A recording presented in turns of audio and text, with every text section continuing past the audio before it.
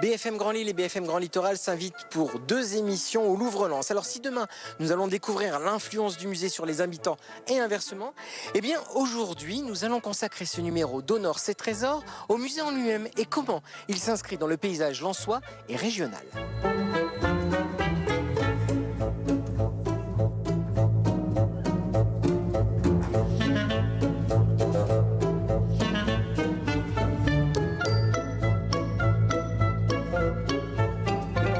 Merci de nous accueillir chez vous, Annabelle Ténez, la directrice du Louvre-Lens.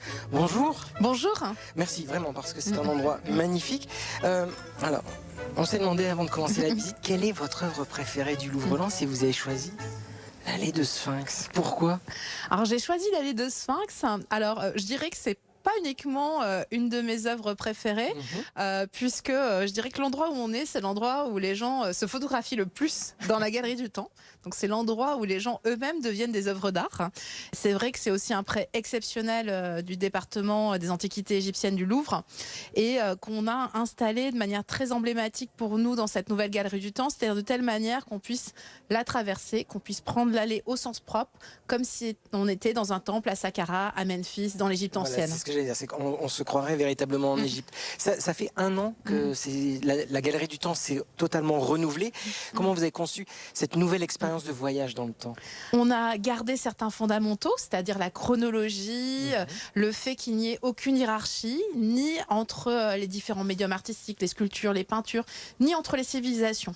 Et je dirais qu'on est même allé plus loin dans cette démarche, notamment puisque nous avons toujours les œuvres du Louvre, mais nous avons en plus des œuvres d'artistes contemporains, nous avons également des œuvres qui viennent du musée Guimet, donc des œuvres d'art asiatique, et également du Quai Branly, ce qui nous permet d'avoir des œuvres par exemple africaines ou encore des Amériques.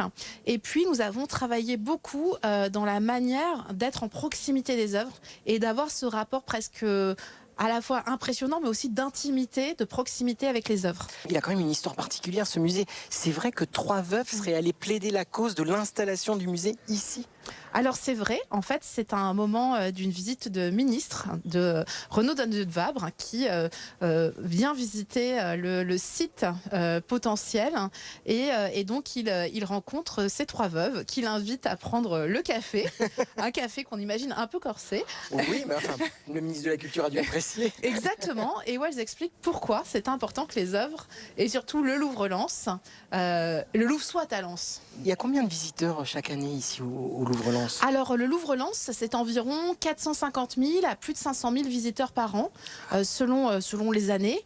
Et c'est un chiffre très impressionnant puisque en fait, ça fait que le Louvre-Lens, c'est le 3e musée le plus visité en France, en dehors de Paris, après le musée des Confluences à Lyon et le Mucem à Marseille, ce qui est quand même assez incroyable. Dans ces visiteurs qui viennent, vous savez un peu quantifier les Lensoises et les Lensois qui visitent le musée? On a 70% de visiteurs qui viennent de la région de France et beaucoup d'habitants et d'habitants du territoire.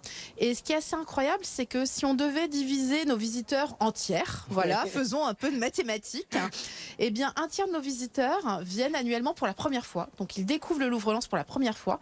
Mais un autre tiers de nos visiteurs viennent plus de 3 fois par an.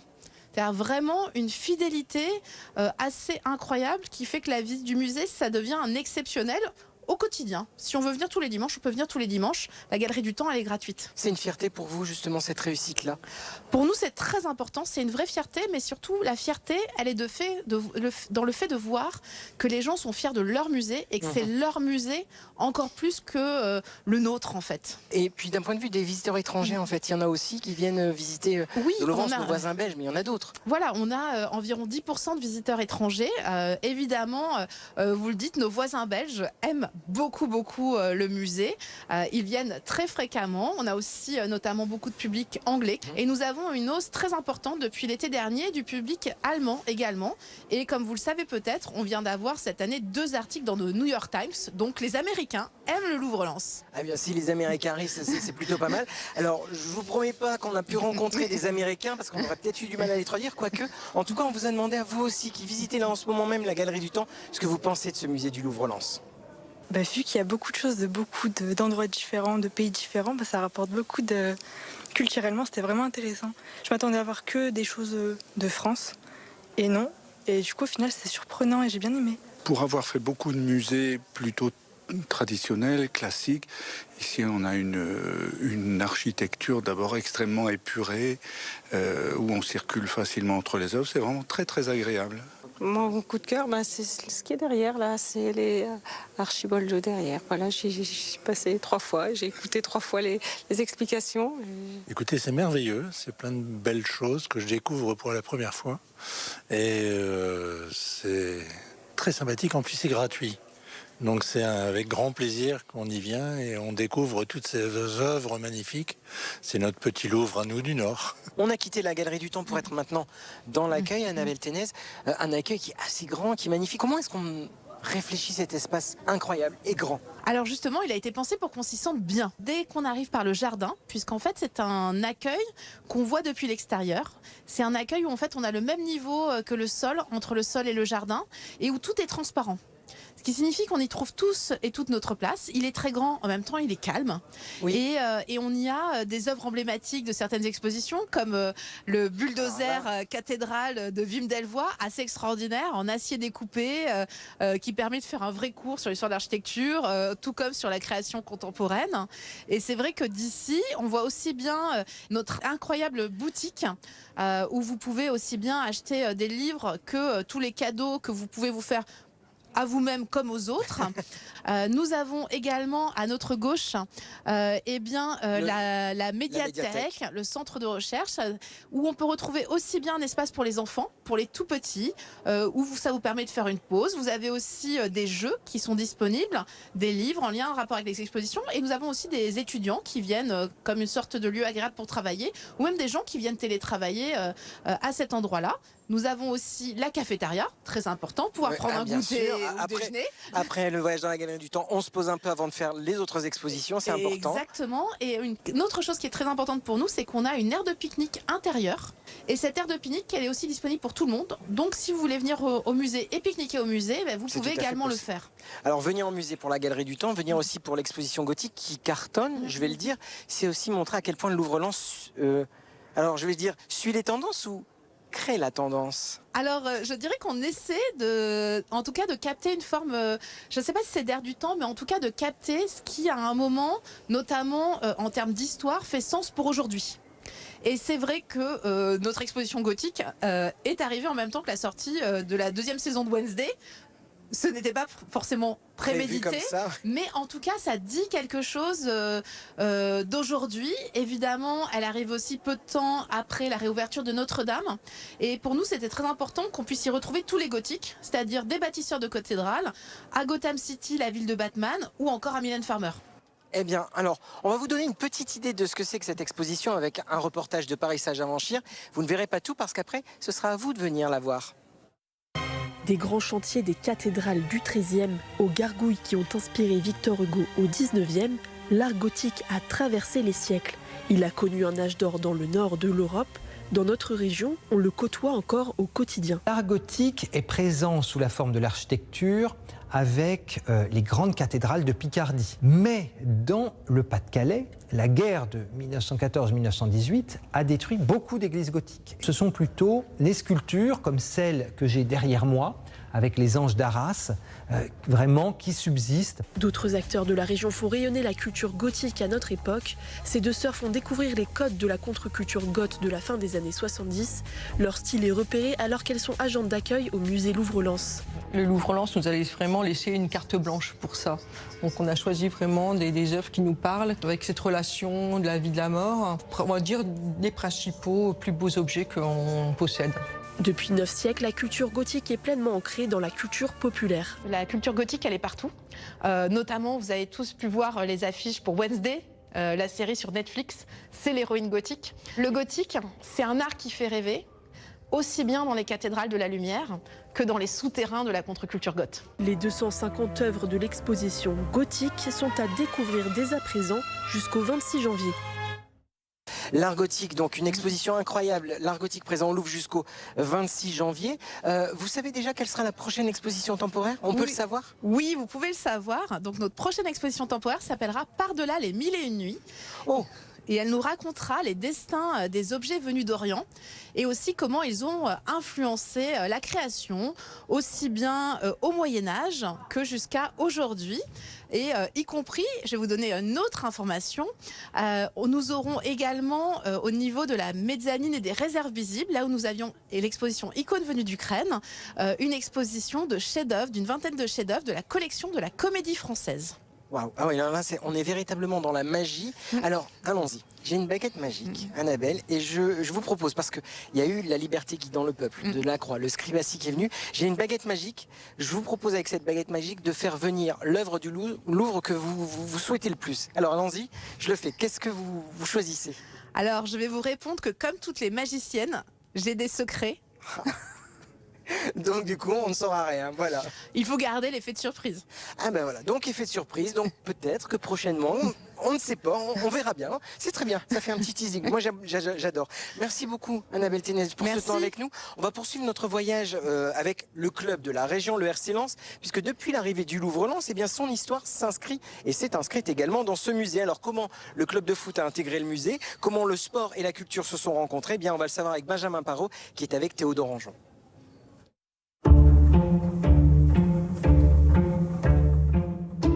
Et le Louvre-Lens, c'est aussi la relation avec le football, le RC Lens. Justement, dans ce Louvre-Lens, dans cette galerie du temps, on a une petite œuvre, Monument 1, qui représente un joueur de football. On est avec Benjamin Parot, vous êtes le directeur général du Racing Club de Lens. Bonjour. Bonjour. Le football, le RC Lens, le Louvre-Lens, c'est évident d'aujourd'hui d'avoir cette relation, cette implantation dans le bassin minier et autour de Lens. Oui, complètement. C'est à la rencontre de deux symboles, mais c'est la rencontre aussi de lieux qui partagent beaucoup de choses en commun. Ici, on est au milieu des œuvres. Quand on est à Bollaert, on est au milieu de la sociologie lensoise, du public, de la ferveur. C'est un lieu de lumière. Bollaert, c'est aussi un lieu de lumière tous les 15 jours qui s'allume et qui remonte la fierté du patrimoine du bassin minier. Donc il y a beaucoup d'analogies possibles entre les deux et les passerelles sont à la fois évidentes et entretenues avec nos amis du Louvre-Lens. On est dans un lieu assez symbolique parce qu'on est juste à côté de l'endroit où était placé le maillot du RC Lens, le 3e maillot à l'occasion des 120 ans du club. C'était une exposition temporaire au sein du Louvre-Lens en juin 2025. Il y a eu beaucoup, c'est la dernière des relations, des partenariats qui se sont noués entre le club et le Louvre-Lens. Oui, alors de là à dire que le maillot du Racing Club de Lens était une œuvre majeure, on n'ira pas jusque-là, mais effectivement, on a voulu, pour lancer ce maillot des 120 ans, utiliser ce cadre et mener une campagne décalée, mais une campagne aussi teintée de sens, que l'on a partagée avec la direction du Louvre-Lens. Et donc le temps d'une après-midi, ce maillot du Racing Club de Lens est devenu un élément de collection du Louvre-Lens. Et c'est à la fois pour nous un élément de fierté de reconnaître le maillot comme quelque chose qui dépasse l'objet textile. Et aussi pour le Louvre-Lens, c'était l'occasion d'attirer un public différent, un public qui venait peut-être en partie pour l'appétence d'un nouveau maillot et qui finalement s'est laissé happer par la lumière et par le pluralisme de ce lieu qui est un lieu magique. Justement, c'est du gagnant-gagnant cette opération, j'imagine, pour des supporters, de se dire on peut découvrir ce nouveau maillot de très près, mais on peut découvrir ce lieu parce qu'on est dans la galerie du temps, c'est gratuit, c'est ouvert tout le temps. C'est peut-être ça aussi, c'est cette notion que vous voulez peut-être transmettre aussi à une population qui peut être différente de celle qui vient dans les musées peut-être. Tout à fait, en fait, ici, le Louvre-Lens, c'est l'accessibilité, c'est la gratuité, c'est le partage, c'est la transmission. Ces 4 valeurs-là sont des valeurs qui nous sont chères. Alors nous, l'accès au stade n'est pas toujours gratuit, mais des programmes existent pour faire venir des publics du bassin minier, des enfants, que l'on puisse aussi attirer d'autres publics. La transmission, forcément, c'est les valeurs profondes du Racing Club de Lens. On est souvent du Racing de père en fils, comme on aime à le dire. C'est un club qui a été créé en 1906. La particularité, c'est que le Racing Club de Lens a un rapport horizontal avec ses supporters. C'est-à-dire que tout le monde est sur le même pied d'égalité, on est tous amoureux des sang et or, et on est, nous, parfois plus qu'un club de football, on a un objet social. Et ici, quand on vient dans ce musée, on se retrouve au milieu des œuvres et on peut se laisser vraiment prendre et se laisser happer par la beauté d'une œuvre, par son histoire, et finalement ça fait appel à des réflexes personnels, de la même manière que quand au stade, le frisson d'entendre les corons, c'est quelque chose que vous allez vivre à titre personnel. Donc finalement, ouais, on est dans 2 mondes qui peuvent paraître opposés, surtout à l'heure où l'on dit le football business, qui est bien loin de celui de la culture.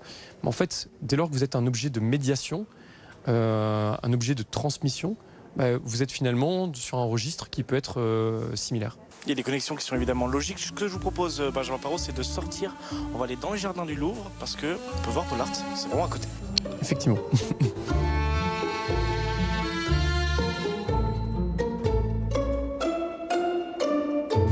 Benjamin, on se retrouve dans les jardins. C'est un véritable lieu de vie ici. Et justement, derrière, on a le fameux stade Bollaert. C'est vraiment idéal pour vous d'avoir 5 minutes à pied entre le Louvre et le stade Bollaert? Oui, je pense qu'on a des vues réciproques qui sont plutôt agréables. Et à chaque fois, ça augure de belles fêtes de voisins. Parce qu'on on est des voisins maintenant heureux d'avoir ces vues, d'avoir aussi ces publics qui viennent, qui se croisent, qui parfois vont et viennent entre le stade et le Louvre et vice-versa. Donc voilà, oui, effectivement, je dirais qu'en termes d'implantation, c'est bien pour le Louvre comme pour nous. Oui. On parle d'un poumon souvent pour le Bollaert, pour le club de Lens, pour tous les habitants, pour tout le bassin. Est-ce que vous considérez aussi maintenant que vous avez un deuxième poumon avec Louvre-Lens?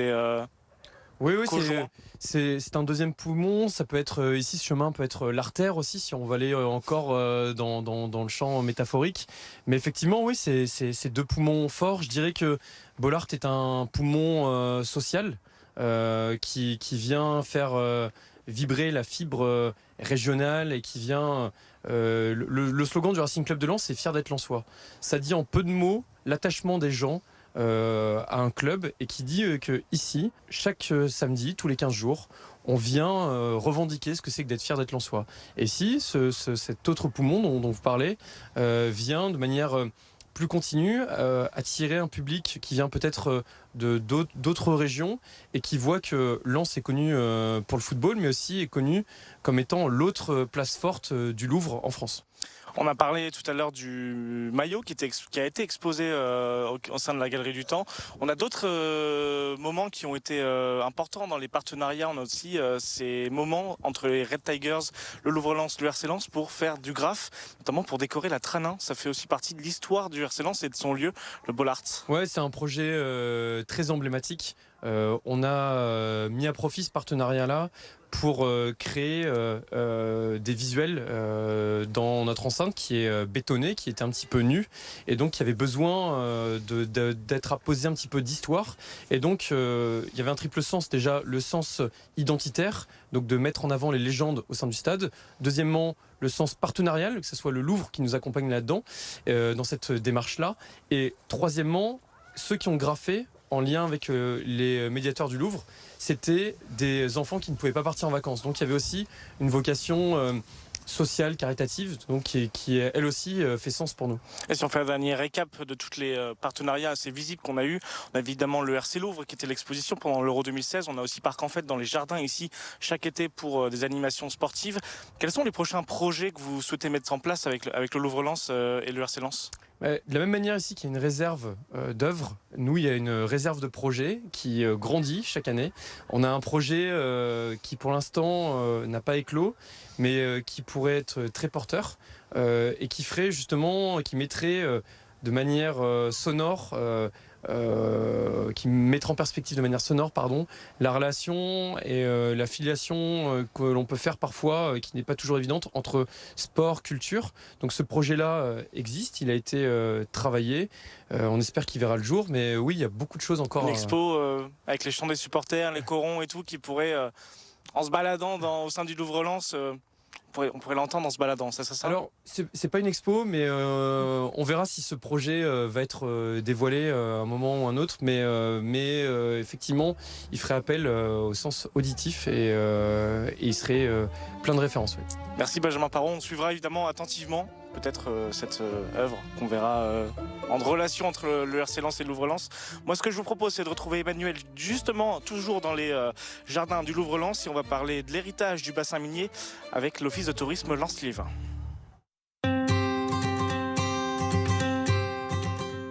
C'est aussi ça la magie du Louvre-Lens, c'est que de l'extérieur, on voit les terrets jumeaux. C'est ça aussi le Louvre-Lens, il s'inscrit dans cette histoire des mines. On est complètement enserré dans un patrimoine minier d'une ancienne cité minière qui est la cité Neuf. Et donc c'est vrai qu'on sent bien toute l'histoire, tout le patrimoine qui est celui de ce territoire, qui est inscrit au patrimoine mondial de l'UNESCO depuis aussi l'ouverture du Louvre-Lens. Alors Sophie Williams, c'est vrai que je ne vous ai même pas présenté, j'étais très mal poli, j'en suis désolé. Le Louvre-Lens est aussi construit sur une ancienne fosse. Le Louvre-Lens, effectivement, est construit sur un ancien puits de mine. Ah, un ancien puits, d'accord. Donc on a juste derrière nous, on peut apercevoir les traces de vestiges du puits. Et puis tout autour, on est encerclé par la cité minière. Donc on peut découvrir vraiment le patrimoine, l'architecture typique d'une cité minière, rien que d'un coup de regard autour du Louvre-Lens. Depuis son arrivée ici à Lens, le Louvre-Lens, qu'est-ce qu'il a changé dans le paysage, dans l'histoire de la ville de Lens et dans l'histoire peut-être du bassin minier aussi? Alors je dirais que le Louvre-Lens, son arrivée a métamorphosé la ville et même au-delà l'ensemble de l'agglomération. On a vu émerger de nouveaux équipements, un hôtel 4 étoiles dans un ancien coron. On a, nous, vu affluer des visiteurs de partout en France et au-delà qui viennent découvrir le Louvre-Lens, bien sûr, mais aussi tout le patrimoine minier inscrit au patrimoine mondial de l'UNESCO. C'est une véritable métamorphose pour un territoire qui était industriel et qui aujourd'hui se découvre une vocation touristique. On y découvre à la fois ce patrimoine minier, mais aussi le patrimoine de la reconstruction, un patrimoine art déco qui est dans le centre-ville de Lens et qui témoigne aussi de la Première Guerre mondiale et des destructions qui ont eu lieu, des reconstructions sous l'architecture art déco. C'est joliment dit l'art déco parce qu'on va aller devant l'office de tourisme, vous allez voir, on a une petite surprise et Sophie m'a promis que si j'étais très sage, on aurait même une deuxième surprise à l'intérieur. Donc petit tour de magie, on s'y retrouve juste devant. Sur les images de Théodore Anjon, on voit la particularité de l'office de tourisme, cette façade art déco et ce nom à la ville de Limoges. Pourquoi ? Alors c'est vrai que ça fait sourire tous les Limogeois, mais on est dans un ancien magasin de vaisselle qui est un magasin très connu, vraiment emblématique du territoire où on déposait la liste de mariage, liste de baptême. Et donc c'est un commerce qui était très connu et très fréquenté par les Lensois.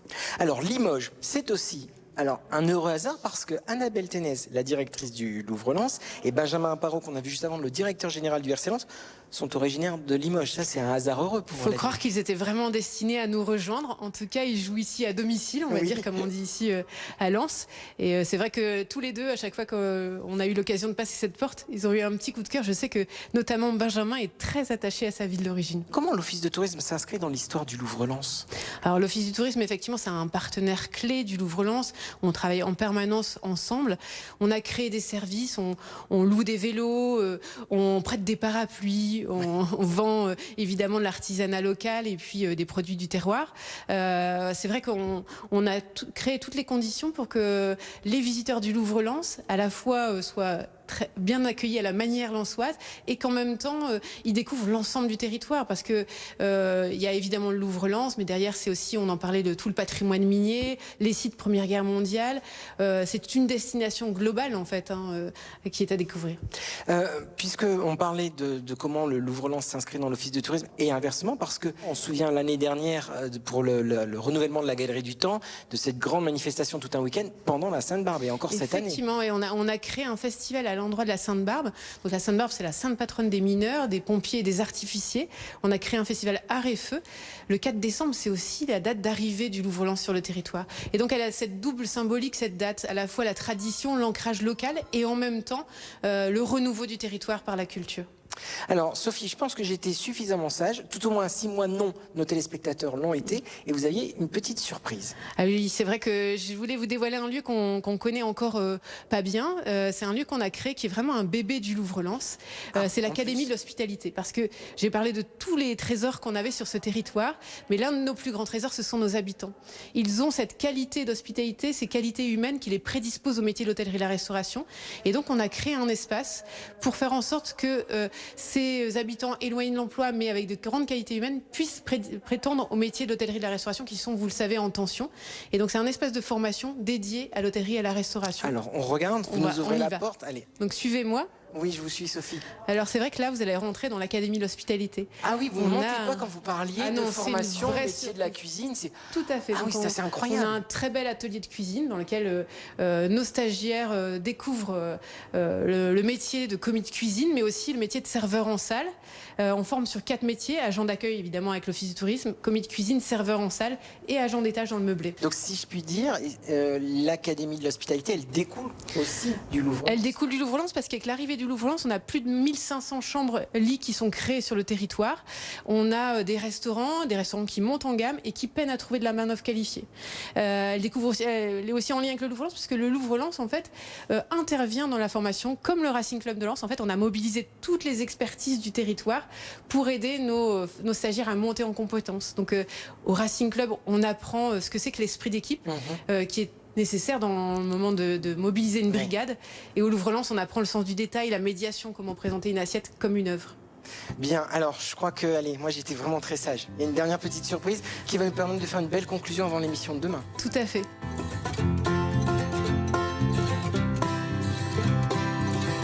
On a juste monté un étage, Sophie, c'est la dernière surprise de l'Académie de l'Hospitalité. On est dans une chambre, dans un studio en fait. En fait, c'est un vrai meublé de tourisme qui va pouvoir être loué par des visiteurs, meublé 4 étoiles, qu'on a retravaillé dans les anciens appartements de la famille Poincelet, qui tenait le magasin à la ville de Limoges, en travaillant justement à toutes les valeurs, les codes couleurs, notamment du territoire. Donc cette chambre noire, charbon.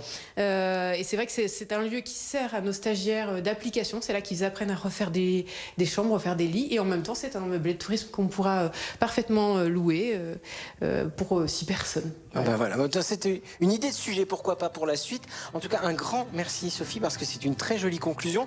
Voilà pour ce premier volet au cœur du Louvre-Lens, le véritable trésor de notre région. Et bien demain, dans Les Vies d'en haut, on va retourner à l'intérieur du musée, parce que vous allez voir aussi que le musée influence la vie des personnes qui y travaillent, qui gravitent autour de ce lieu, et inversement. À demain.